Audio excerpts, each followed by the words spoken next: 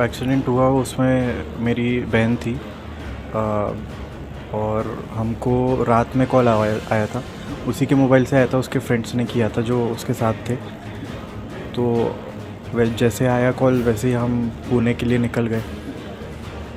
तो उसकी मोबाइल से आया था कॉल, तो अभी हमको पता चला।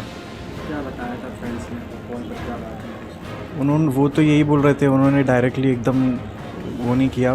पहले तो ये बोला कि अब एक्सीडेंट हो गया है, आप जल्दी आ जाओ। तो हमने बोला, हम एकदम घबरा गए कि एकदम से कैसे जाएंगे। तो फिर और थोड़ा सा क्या हुआ पूछने के बाद बोले कि अश्विनी की डेथ हो गई है, तो आप जल्दी आ जाओ पुणे। तो हमको जैसे ही ऐसा पता चला हम निकल गए बाय कार।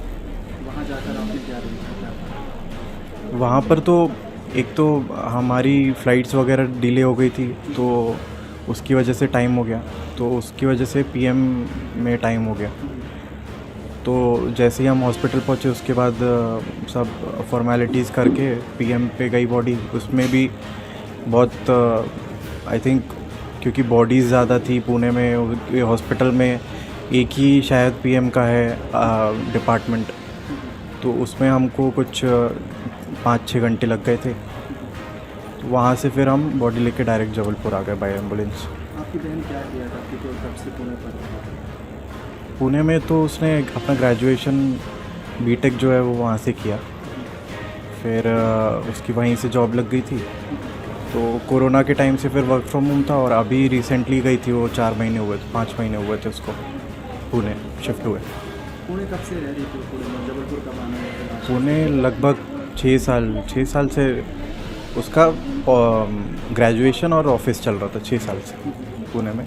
और फिर कोरोना के बाद वो घर पे ही रहती थी, वर्क फ्रॉम होम।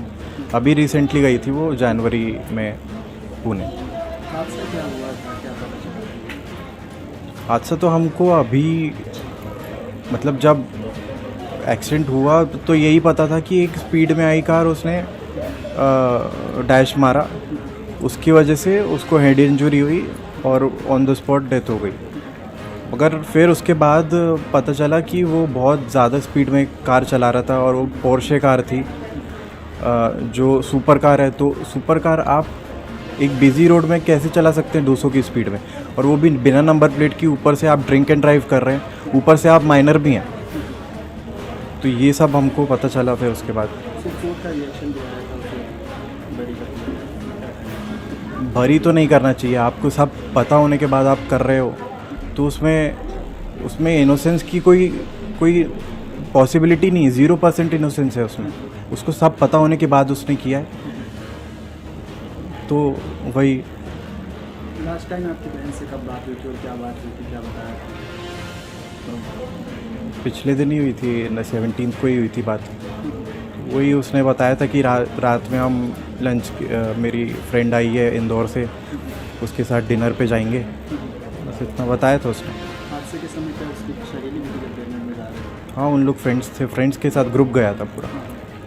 और फिर उन लोग खाना खा के निकले, कुछ 2:30 पे निकले थे शायद।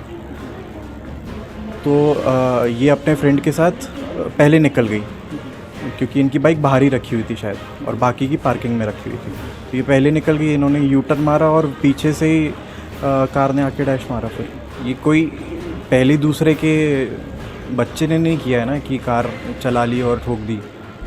उसमें आप उसको बोल सकते हो 17 साल के अब लड़के नहीं, आदमी होते 17 साल के, उनको सब समझ में आता है। आज के पहले नहीं आता होगा, मेरे को नहीं पता, मगर आज के दौर में 17 साल का लड़का 35 साल की उम्र के हिसाब से अपना ब्रेन रखता है, उसको सब पता होता है कि क्या होता है क्या नहीं होता है, और वो डिसीजंस भी वैसे ही ले सकता है।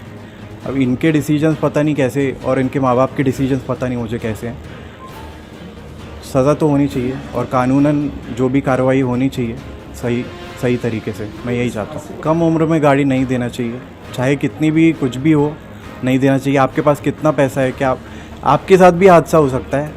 अगर वो कहीं ऐसी स्पीड करता, कोई नहीं रहता, वो जाके किसी भी क्रॉसिंग में कुछ भी उसके साथ हो सकता है, उसके साथ भी हो सकता है। वो हुआ नहीं, उसकी किस्मत है वो। और मैं चाहता हूँ कि सज़ा मिले तो, और ऐसा एक एग्ज़ाम्पल सेट हो कि ये सब और पुलिस में भी ऐसे प्रावधान हो कि आप बिना लाइसेंस प्लेट और माइनर जो गाड़ी चला रहे हैं, ड्रिंक एंड ड्राइव कर रहे हैं, आप हेलमेट तो पकड़ लेते हैं तुरंत में, मगर गाड़ी के अंदर कौन बैठा है, वीआईपी बैठा है तो आप तो देखते ही नहीं है नंबर। आज मैंने कितनी वीआईपी गाड़ियाँ देखी बिना नंबर प्लेट की चलती हैं और सालों से चल रही हैं और उनको कुछ नहीं होता। तो ये एक नया कानून आना चाहिए कि आप वीआईपी हो तो नंबर प्लेट लगाओ ना, आप नंबर प्लेट क्यों नहीं लगाते? और माइनर्स को कैसे दे रहे हो? आपकी गाड़ी में ब्लैक फिल्म कैसे है? ब्लैक फिल्म की है आपको परमिशन तो करो, मगर आप माइनर्स को नहीं दे सकते ना अपनी गाड़ी।